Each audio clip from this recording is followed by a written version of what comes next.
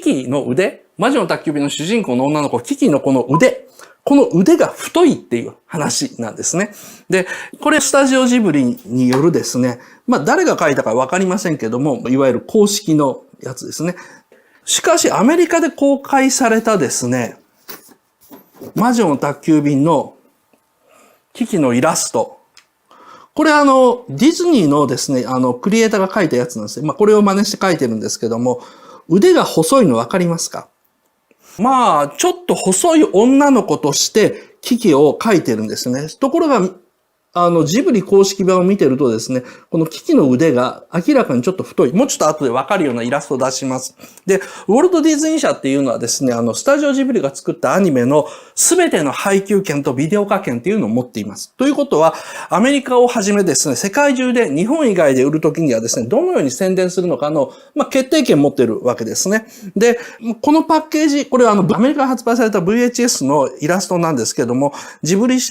ではなくてディズニー社のクリエイターが書いたんですけども、この当時のですね、打ち合わせ資料というのがほとんど残ってないんですよ。しかし、このスティーブン・アルバートさんという人が書いたですね、我が輩は外人であるというですね、スタジオジブリにアルバートさんがいた頃のですね、本にその時のですね、揉め事が書いてあります。で、その時にですね、ディズニー社からこのイラストが出てきた、このイラストね、元イラストが出たらしいんですよ。で、それに対して、交渉に行った鈴木敏夫はですね、何ですかこれはという質問をしたと。なんでキキは、左利きなんですか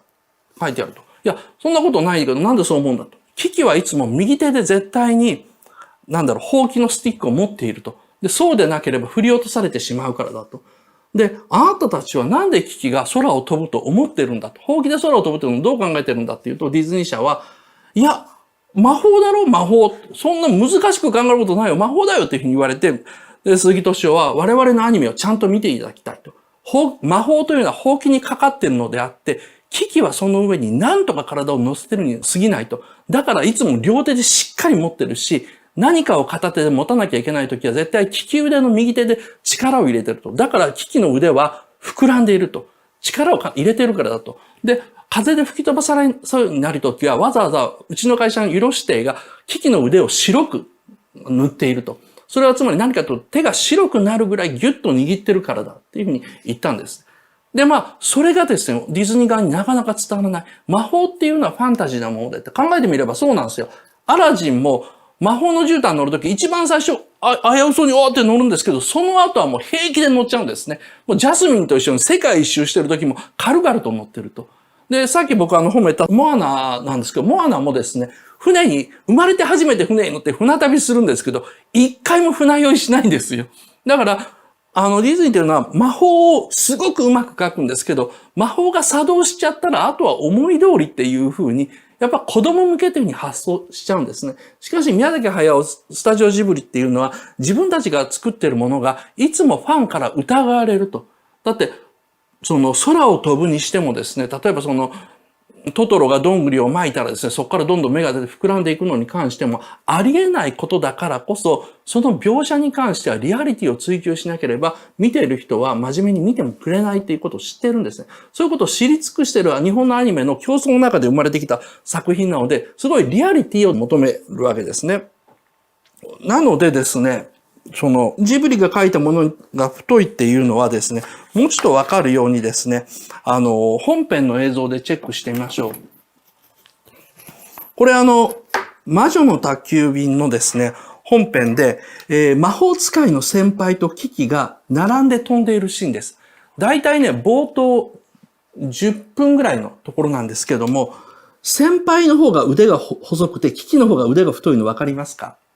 で、これ何かっていうと、この先輩は、ほうきで飛ぶのに慣れてるからなんですね。ほうきで飛ぶのに慣れてるから、もう力が最小限でいいんですよ。だから腕にそんなに力が入らない。ところがキキは、この腕の関節から少し手首の方に下がったあたりに一番太いポイントがあると。先輩違うんですよ。二の腕のあたりが太くて、手首のあたりにくれてだんだん細くなってる。しかしキキは明らかにこの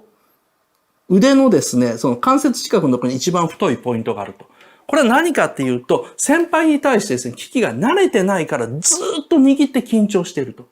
で、これこの後でですね、キキと先輩とは、お互いに近づいたり離れたりするシーンで、キキはですね、一回高度を落ちちゃうんですね。つまり、魔力で飛ぶのがやっとだからですね、何かラジオを消すとかですね、その先輩に近づくっていうワンアクションの時に、一回必ずコードが落ちてしまって、それを上げながらいけなきゃいけない。ところがこの先輩はですね、この姿勢を保ったまま、スッと上に上昇することができるんですね。つまり何かをするときに魔力が薄れないわけです。こういうところでですね、その魔力っていうもののリアリティというのを出してます。だから魔女の宅急便もですね、後半になってもですね、キキが何かほうきで飛ぶときに他のことをしようとすると、必ず一回コードが落ちるという表現がついてる。この飛ぶことに対するこだわり、なんで魔法で飛べるのか、それはどんな代償を伴うのかっていうのを、実は来週語りますけれどもですね、ものすごい語ってるんですね。特に冒頭ね、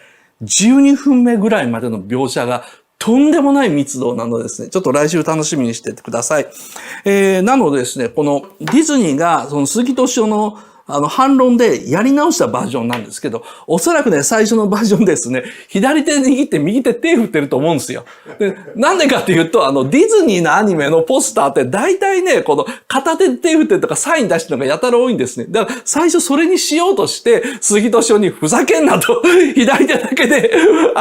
ほうきを持ってて右手振るなんて、そんなことは危機にはできないっていうふうに言われたんだと思いますけどですね。そういうテンプレ的なイラストを描いてあらですね、怒られたんだと思います。この時のですね、ディズニー側との、詳しいやりとり、すごい具体的なやりとりは、2018年10月21日の、ゼミですね。ゼミの第253回、新しい見方が発見できる、もののけ姫を見る前に知っておくべき大切なことでですね、割と長時間語ってますので、興味がある人はそっちを見てください。アーカイブ、またはプレミアムの方は見れます。で、ここで終わればですね、ダメなディズニー、すごいジブリっていうですね、割といい話なんですけどもですね、僕、今回ですね、魔女の宅急便準備するにあって、魔女の宅急便通して2回ぐらい見たんですけども、案外ね、左手で握ってるシーンが多いんですよ、キキ。魔法のほうきに乗りながらですね、雨がいきなり降ってくるときに、キャーって言ってですね、思わず右手でかざしたりするシーンが多いんですけどもですね。なんか鈴木敏夫、ディズニー相手にはったりかましたなっていうふうに思いました。この辺もですね、実は金曜ロードショーでも出てますから、金曜ロードショー確認してください。ただし、どういうふうにしようともやっぱり雨が降ったらやっぱコードがいきなり落ちるとかですね。そういうワンアクションはマジで、早尾は忘れてないのでですね、そこら辺は、確認してみてください。岡田敏夫の YouTube を見てくれてありがとうございます。ぜひぜひチャンネル登録よろしくお願いします。ではではよろしく。